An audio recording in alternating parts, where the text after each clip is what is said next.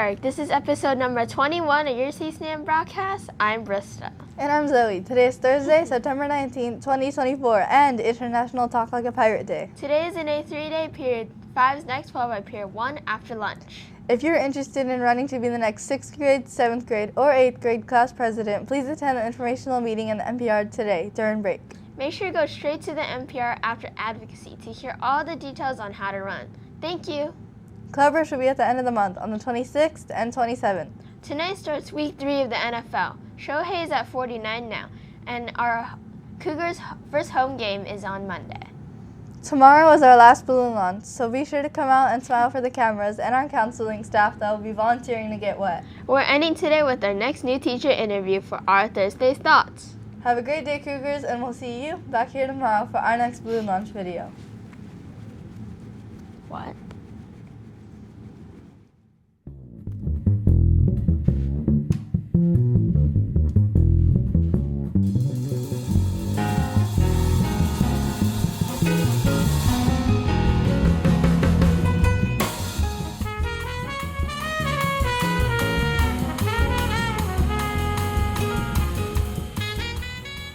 Good morning, Cougars. This is Mrs. Villanueva, and I have a guest today, Mr. Bosman. And welcome to today's Thursday's Thoughts. Welcome to our counseling office. And Mr. Bosman, thank you for coming in today. Thank you for having me. So we're going to be asking you a few questions, or I'm going to ask you a few questions to get to know you. We're very excited that you're part of the Chaparral family as our band director. And so we're going to go ahead and ask some questions, all right? So before Chaparral, where did you come from? Great question. First off, I'm just so excited to be here at Chaparral and then here for this, so thank you for having me. I actually taught at all 3 levels, but for the longest time I was at a high school. I was the director of bands at Beckman High School in Irvine, and so I taught all of the different bands from classical sit-down to jazz and to marching band, where we, won awards, traveled, competed, stuff like that. And so I came from there and decided I really love doing that, but the marching band takes up a very large portion of your time, spending most days after school playing for events, football games, parades, weekends, just very long nights, very long weeks. And I decided I was just ready for a little bit of a change. And then when this opened up, I was really thrilled. The kids here are amazing, and it reminds me very much of the high school experience. So I'm just very excited to be here. We are excited that you're here as well and bringing that wealth of knowledge, especially from the high school. And I think that's going to be great for our students in the band program. So we're happy that you're here. So outside of Chaparral and outside of working, what do you enjoy doing? What are your hobbies or a fun fact about you? One thing I really love is mathematics and statistics and stuff. I actually used to be a math teacher when I first started, as well as music.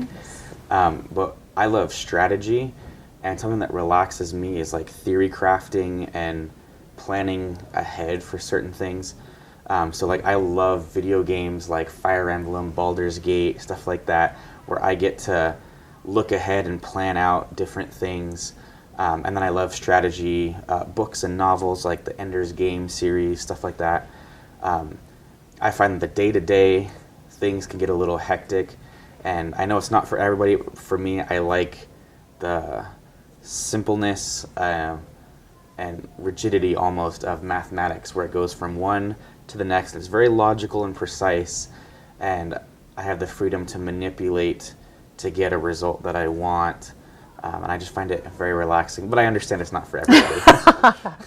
It definitely is not for me. However, I think it's important that you know what your SEL or social emotional learning, like what will bring you joy after a stressful day. And that's very healthy because we have to find what we enjoy doing outside of our everyday work.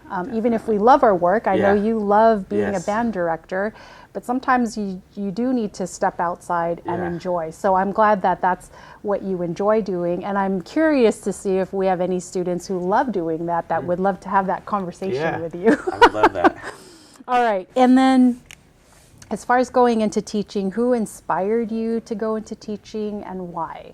Because we like to give a shout out to those teachers who inspire us. I have two teachers in particular, Mrs. Kirch and Mr. Bennett. The first was one of my math teachers, and the latter was my AP language teacher. When I first started in education in elementary and moving through, I used to think that I was dumb. I did not understand what was going on. I would ask questions, and teachers would just say no, or you don't understand what's happening, just do it this way, just do it this way. And I always struggled with doing it that way. And so I just assumed that I was not smart enough to understand what they were saying. And then these two teachers in particular, in their own way, in their own curriculum, was able to recognize the way I think and process may be different, but that doesn't mean it's wrong. And they were able to come alongside me and encourage me to keep thinking along those same lines and to get to the correct answers in my own way. And just taught me that it's more important to find the person first than anything else. They got me to understand that students are more than their grades. You're more than a test. You can take a test and fail it and still be a good student. You can have some trouble with a certain class and still be able to go on to do fantastic things in your life. You are more than just one moment, and you are not defined by a class or a grade or an instance. A student can come in and do something really off the walls and not conducive to that class. It can be disruptive. It can be a bad thing, an attitude, acting out. That doesn't mean they are a bad student. That should not define the rest of their educational career. We're here to make mistakes and to mold ourselves and to learn from that. And they taught me that by doing. And I realized I wanted to do that for somebody else. I think that as we end our Thursday's thoughts, that is definitely an important thought, because I think that all our students, we want to do well. They want to do well. And sometimes the grade, we stress out. If it's not a particular grade, it's like, oh man, I don't know how to do that. Or I'm not good, or I failed, when it's not really failing, right? And so again, as a teacher, we're glad that you're here, because that's words of wisdom for us, to remind us like, hey, even if you may not have reached a certain goal, that doesn't mean that it defines who you are. And so that's really important. Yeah.